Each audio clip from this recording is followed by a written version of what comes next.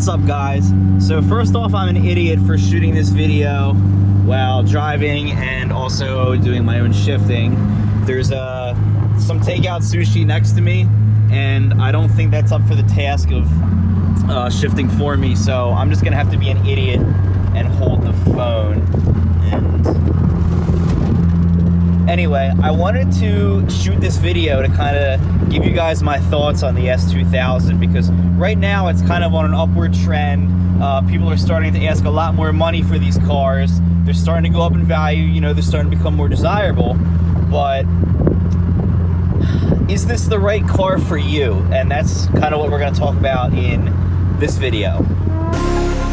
Let me take you for a ride, dancing with the lights. So I bought this car for the channel, and I said a while ago I was kind of just done with Japanese cars, but every once in a while a manufacturer will come along and they'll make a fantastic car. And this is a pretty nice car, but I gotta be honest with you guys, as an all-around car, I don't really like it all that much.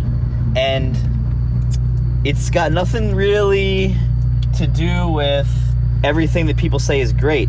This car does one thing phenomenal, and that is handling. This car offers a very pure driving experience. Probably the best you'll find in this price range. So definitely keep that in mind if you guys are, you know, looking to spend this kind of money. This is probably the most pure driving experience you can have for $20,000, $30,000. Maybe a little less if you get one with some crazy high miles on it or something. You know, this car's got 47,000 miles, and well, do your research. You know what this thing could be worth. But yeah, let's get back to the car itself. So this car has a couple things really going good for it, and everything else I don't like so much. But let's get into that. At the top of the list, this car has handling down, secured, no question. This car bats way out of its league when it comes to handling. My friends and I did a little rally last weekend, and in that rally was a Cayman. Sorry, Chris, I forget what trim your Cayman is. We had a GT3, we had a Cayman GT4, and a couple other cars, you know, kind of in that league. And the S2000 was able to keep up with all of them on the twisties.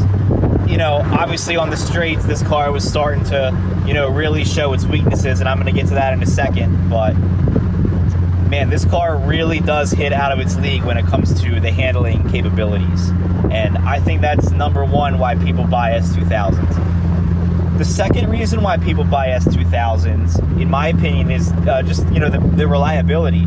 I almost said practicality, and we're going to get to that in a bit, but the reliability of these cars is, you know, really not bad.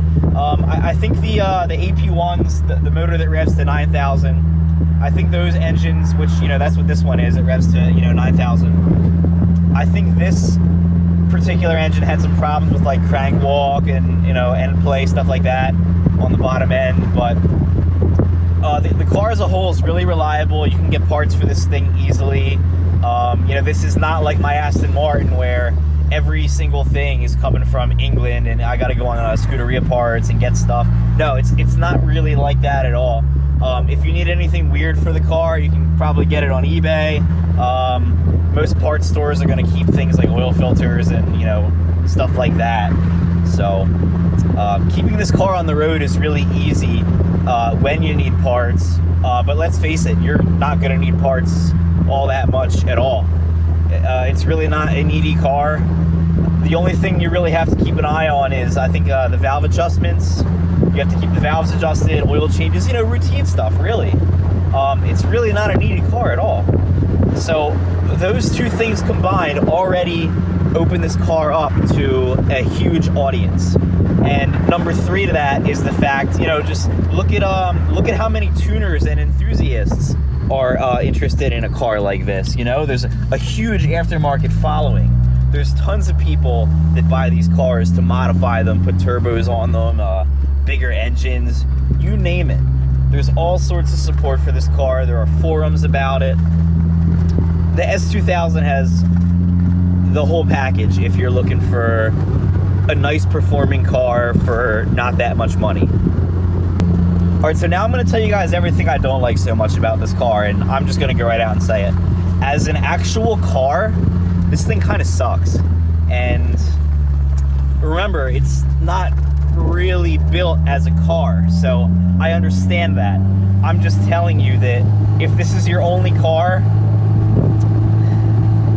you know what, if you haven't driven any like Mercedes or anything like that, or anything that can carry like more than 3 backpacks, you're probably not going to care all that much. But my car holds more than 3 backpacks, so to me this is not a very practical car for daily use. I do have to admit that the seats are pretty comfortable, so it's not like it's uncomfortable. And I'm not that tall, so take that for what it's worth. There's some guys that are, you know, over 6 feet tall that would really not enjoy getting into this car. And if I had more time, I would film some of my friends getting in this car, but we're just not going to go there, all right? Getting in and out of it is sort of a chore, and you know, this is coming from someone that's had all sorts of weird cars over the years.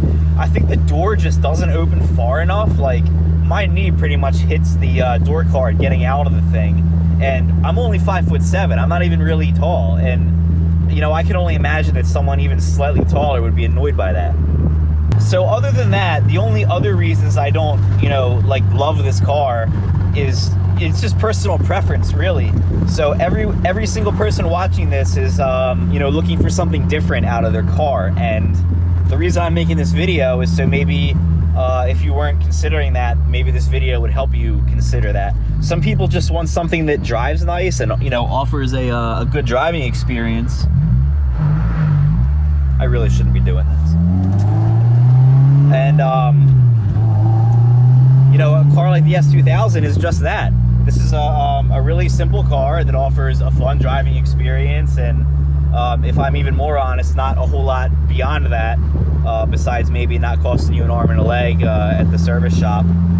But just kind of be realistic with your expectations when you're looking for a car, because you know, I had my Aston Martin, right, and I found myself going out to the garage just looking at it, because you know, it's kind of a work of art.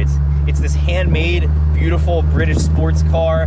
All the seats are hand stitched together, and the engine's handmade with a plaque that the guy signed that built the engine, and it's just a special experience. And not all of that is just about the way the car drives.